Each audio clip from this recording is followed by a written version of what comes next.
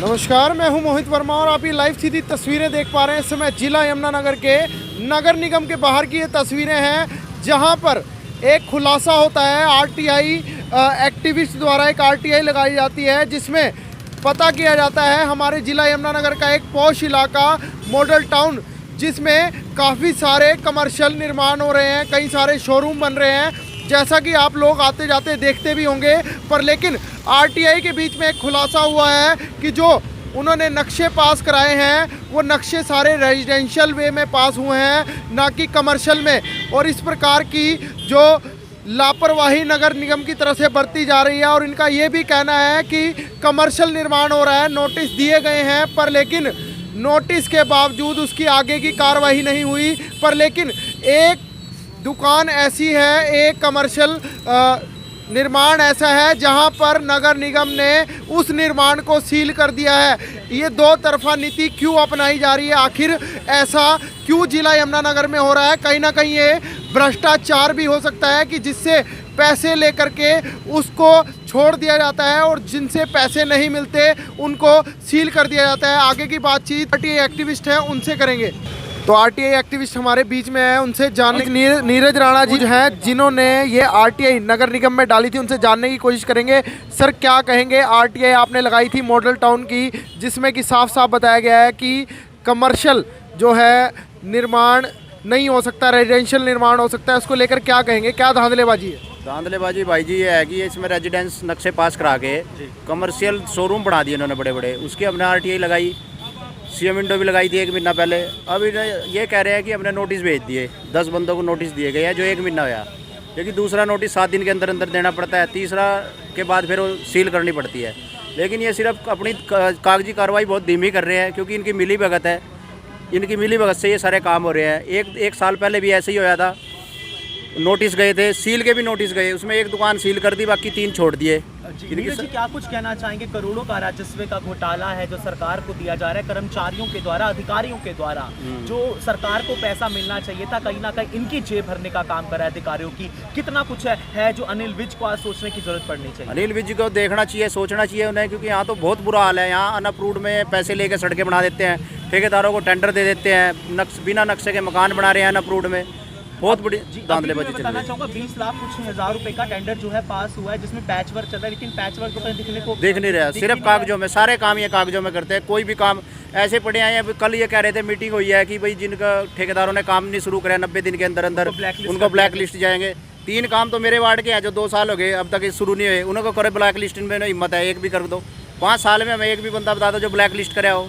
सिर्फ ये दिखावा करते हैं, इनके पल्ले कुछ नहीं है। तो उसको लेकर क्या कहेंगे? जिस प्रकार से मॉडल टाउन पॉश इलाके में जो ये कमर्शियल निर्माण हो रहे हैं, क्योंकि लोग देख भी रहे होंगे, जो आते जाते लोग देखते भी होंगे। मेयर साहब का विधायक जी का घर वहीं पे है, रोज आते जाते देखते हैं। बताओ किसी ने आज तक कोई कार्रवाई कराई है क्या? इनका रास्ता दोनों का वही है आने जाने का, इनके घर के एक भी कार्रवाई नहीं कराते। इनकी मिली भगत है, इनको सब पता है। तो कहीं ना कहीं अधिकारी से लेके नेता मंत्री तक जेब भरने में लगे। बस सबकी जेब भरी जा रही है।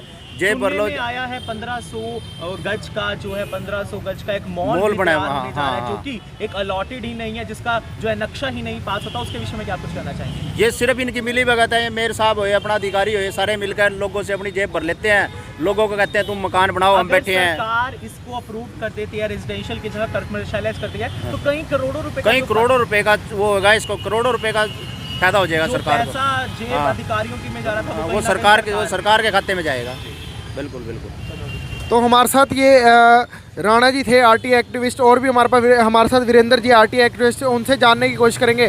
सर, क्या कहना चाहेंगे? इस तरीके से जो है अधिकारी अपनी जेब गरम कर रहे हैं, सरकार को मोटे राजस्व का नुकसान देने में कोई कसर नहीं छोड़ा, दीमक की तरह सरकार को भी खा रहे हैं और आम जनता का भी पैसा खा रहे हैं ये अधिकारी। सर, ये जो मामला है ये 5-7 साल से बहुत ज़्यादा बढ़ गया है जी। ठीक है, इसमें जो है बहुत ज़्यादा नुकसान हो रहा है सरकार को जी। अगर कोई इंसान ये सोच रहा है कि हम लोग जो ये है ये किस लिए कर रहे हैं, ये आपके फ़ायदे के लिए इसलिए हो रहा है कि अगर आप लोग जो है कमर्शियल एरिया में कमर्शियल निर्माण करते हो, ठीक है, तो उसमें आपका फ़ायदा है।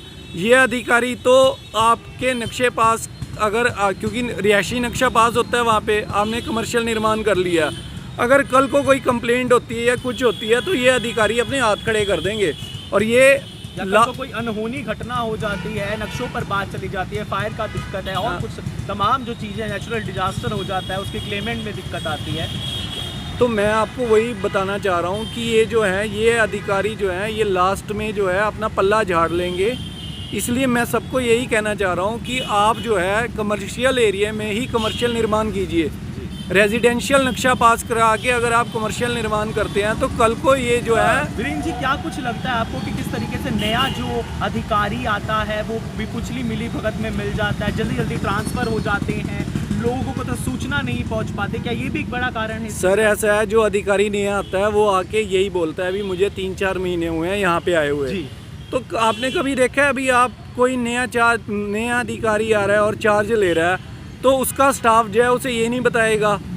हाँ, जब भी चार्ज लिया जाता है तो पिछली फाइलें जो है वो हैंड ओवर की जाती हैं भी ये केस हैं, ये पेंडिंग है, ये चल रहे हैं, तो सब कुछ इनकी नॉलेज में होता है। ये तो मैं एक चीज़ पूछना चाहूँगा आपसे, जिस प्रकार से मॉडल टाउन के अंदर जो ये कमर्शियल निर्माण चल रहे हैं, तो क्या ऐसा भी हुआ है कि कुछ कमर्शियल निर्माण पे इन्होंने सील लगाई हो और कुछ पर बाकियों को छोड़ दिया हो? सिर्फ वहाँ पे आज तक एक ही कमर्शियल निर्माण पे सील लगी हुई है, वो भी त्रिकोणा पार्क पे। उसके बावजूद जो है वहाँ पे जो है कोई, जो मेरी नॉलेज में है, अभी तक कहीं पे सील नहीं लगी हुई है। वो भी आर्किटेक्ट एसोसिएशन के प्रधान थे हिरेन अग्रवाल जी, उनकी बिल्डिंग पे जो है सील हुई थी 2020 में फरवरी में। तो उसके अलावा तो कुछ वहाँ पे ऐसी सीलिंग नहीं की गई है। ऐसा क्यों हुआ है कि उनकी सील कर दी गई है और जो बाकी जो कमर्शियल निर्माण हो रहे हैं उन पर कोई एक्शन नहीं लिया जा रहा? सर ये जो लेटर है वो ये लेटर ये मेंशन करता है, जो सीनियर टाउन प्लानर है वो ये मेंशन करता है कि वहाँ पे जो निर्माण कार्य हुए हैं, रेजिडेंशियल से कमर्शियल में निर्माण कार्य हुए हैं, ठीक है, वो गलत है। तो इसीलिए जो है उन निर्माण कार्यों को रोका जाना चाहिए, तभी वहाँ पे सीलिंग हुई है, क्योंकि रिहेबिलिटेशन स्कीम यहाँ पे मेंशन की गई है।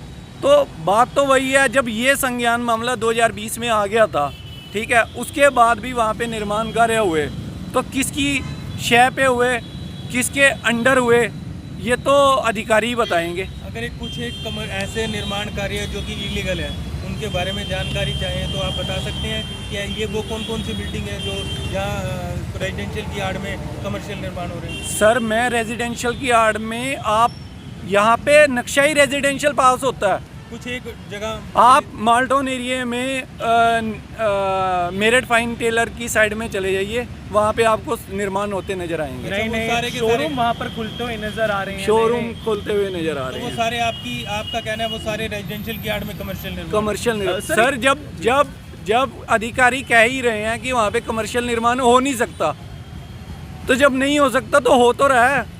सर जब टीवी में आ गया, अखबारों में आ गया, फिर भी आपको फोटोए विजुअल्स हैं, तो मतलब आप होने के बावजूद भी आप कह रहे हैं भी हम जी नोटिस ही दे सकते हैं। तो फिर अगर नोटिस ही दे सकते हैं तो फिर आप नोटिस, फिर तो कोई फ़ायदा ही नहीं ना।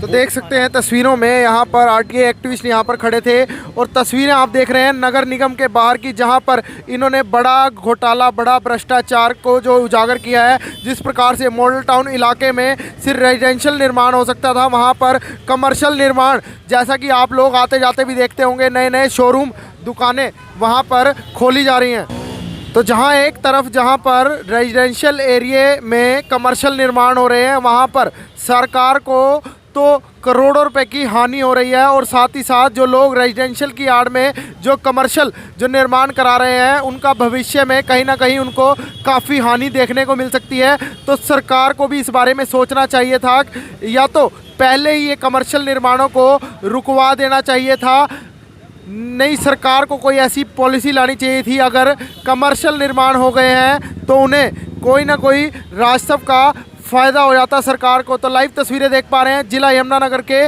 नगर निगम की ये तस्वीरें हैं, जहां पर आरटीआई एक्टिविस्ट लगातार खुलासा करते हुए नज़र आ रहे हैं कि किस प्रकार से जो नगर निगम अधिकारियों, नेताओं, मंत्रियों की नाक के नीचे किस प्रकार से अवैध निर्माण हो रहे हैं। तो अब मुझ मोहित को दीजिए इजाज़त, धन्यवाद।